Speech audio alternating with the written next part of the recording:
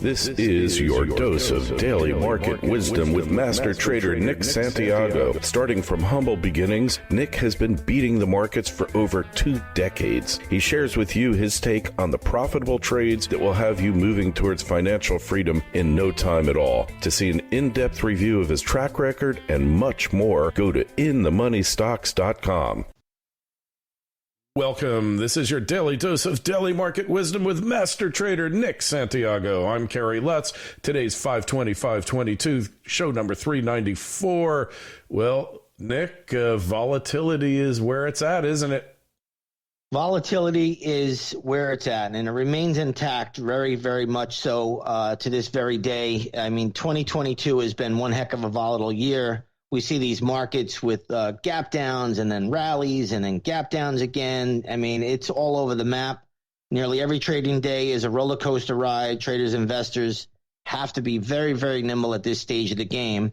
But today, markets are getting a bid, at least for now, and we'll see if they can hold up into the close. It's always a big if. Yeah, well, you always say it's not where they open, it's where they close.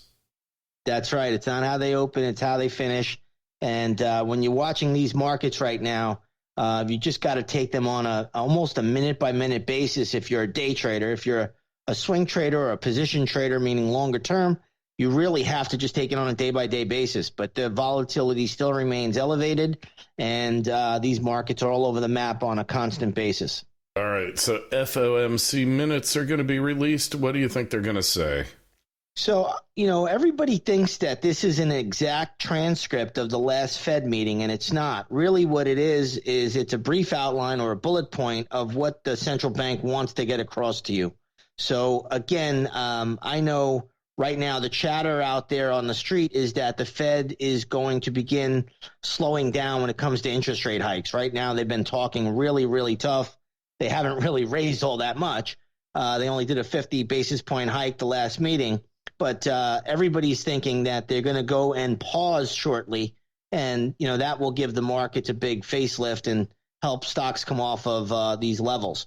So I beg to differ. I think these guys are way behind the curve. I think even with the recent shutdown in China, that also causes more supply-demand disruptions, and that keeps inflation, you know, artificially high as well. So these guys also have to start doing what we call quantitative tightening. The acronym there is QT. It's long overdue. These guys have a $9 trillion balance sheet. So, you know, enjoy any rally that we get. And then, you know, I think these rallies will fade afterwards. Hey, don't forget, Nick, the Fed originally, their function was to basically be a lender of last resort to the largest banks in the nation, the JP Morgans, et cetera. Then it became congressionally full employment and keep prices steady. But over the past, since the Great Recession, 08 and 09, they took on an additional function, which they seem to be failing at now, which is always keep the markets going higher. That's right. And you're 100% correct. You see how these new mandates continue and the Fed becomes more and more powerful. Reality of it is if the Federal Reserve was eliminated, all you'd have to do is push the Fed funds rate to the 2-year Treasury note yield. And if you did that, you wouldn't even need a Federal Reserve. But, you know, somebody out there in brilliant Washington wants this, and they've wanted it for 100 years. And, you know, that's why we get these roller coaster markets that we have today. Yeah, somebody out there in Klaus Schwab land, right? I didn't say that. So final trading week, and it's a holiday weekend. So normally we see declining volume, but the past couple of holidays, and you refresh my recollection because I don't remember which, we saw like massive volume, huge sell-offs, and it was insane. That's right. No, you're 100% correct. And I think that is still the case going forward right now. I would not take anything for granted in this environment. These markets, while I'm looking for a bounce and I'm hoping for one because they're so oversold and you have such bearish sentiment out there, you cannot take it as gospel that these markets are just going to continue to go higher. It's been very, very volatile. And the last few holidays that we have had, the markets did sell off. Right. I mean, big sell-offs on a holiday. We commented on it at the time, saying, that's right. Wow, this is really unusual because usually the A traders go away early. So today's Wednesday. The A traders are not going to be in tomorrow and Friday. And the B team is there and the C team. And generally they, their job is just to not rock the boat, right? That's right. The JV squad is at the helm, and that is their job, to keep things steady and don't cause too much commotion, keep the volume trends light. Yesterday, I started to see a little bit lighter volume trend, even on Monday, obviously. Today, it's very, very light. So that seems to be the case, at least right now.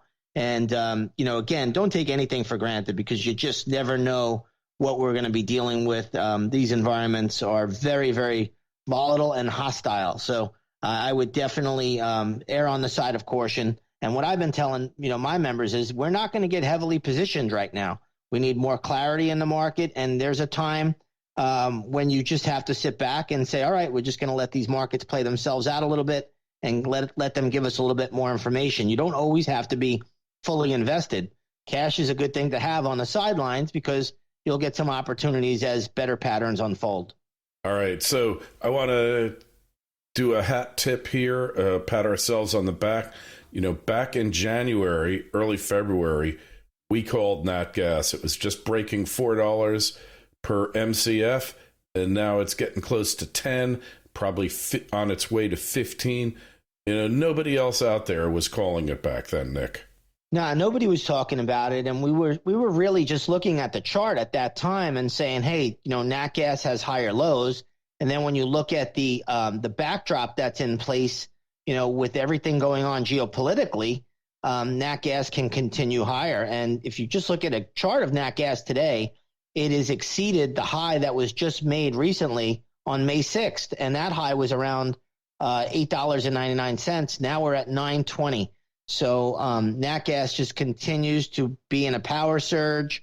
If you get more backing and filling, a little consolidation here, this probably makes a run for the $10 mark, which is going to be a 618 retrace.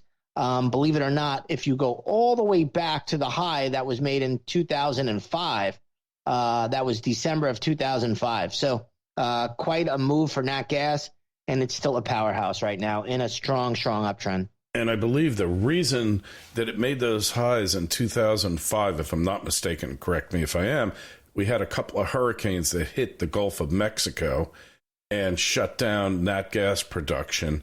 And that caused a temporary disruption of prices, and they shot up then.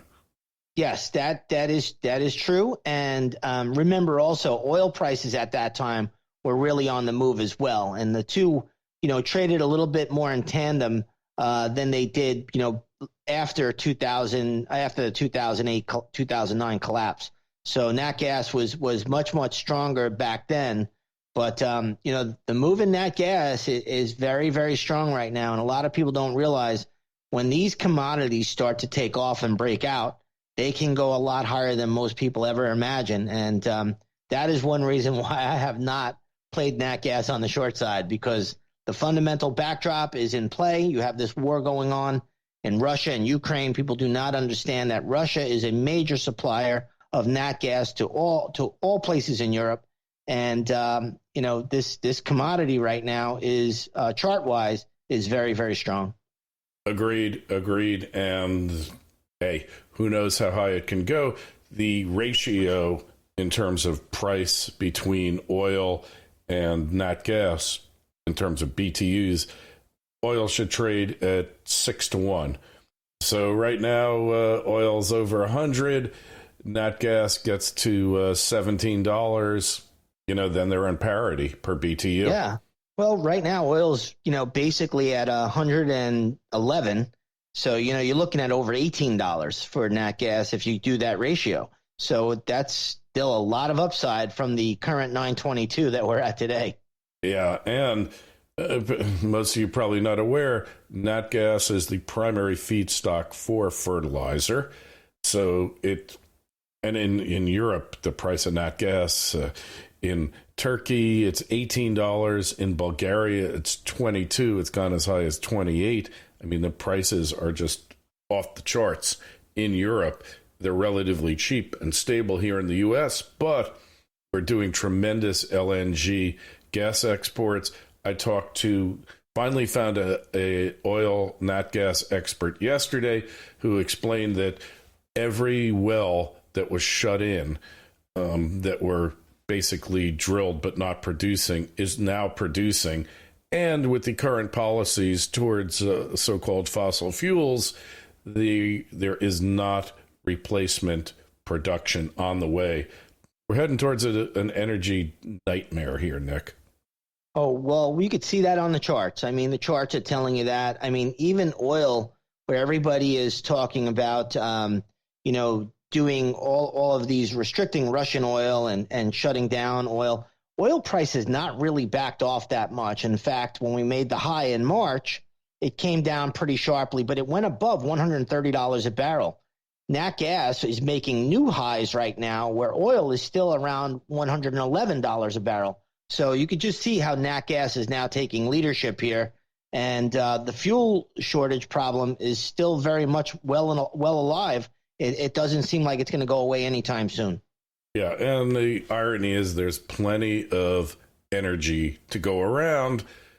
All we need is the will to produce it and proper leadership. But we'll save that for another day. So gold, go on to gold. Gold's having a pullback today, but it's had a pretty decent bounce. Yeah, gold has had a great run. A couple of weeks back, I had told the members that it would get down to 1785. That was exactly what it went to on gold futures, and it's had a great bounce. Right now, it sits at around 1850, pulling back a little bit today, down about 16 points. But that's not unusual. That's just natural ebb and flow. So no real problems with gold right now. I don't see a problem with it yet. And, if it consolidates a little bit, it might even make a bit of a move higher. All right. And erstwhile cryptocurrency Bitcoin, it's just under 30,000 now. Yeah, Bitcoin's just under 30,000, but it's positive today. And again, it just continues to flirt with that 30,000 level. If it gets above there, I think Bitcoin can stage what I call an ABC up pattern or a zigzag move up. But remember, the bigger time frame, the trend is down. That's really what you have to focus on. But if you're a nimble trader, I think Bitcoin's living to fight another day and still has a little bit of potential short-term upside here. Hey, and I just want to point out that we talked about the double top back in October. And, man, you look at that chart, and that double top really told the story. Yeah, it was actually a higher high double top, which is what is a baiting trick, right? It gets people to believe that there's a breakout taking place.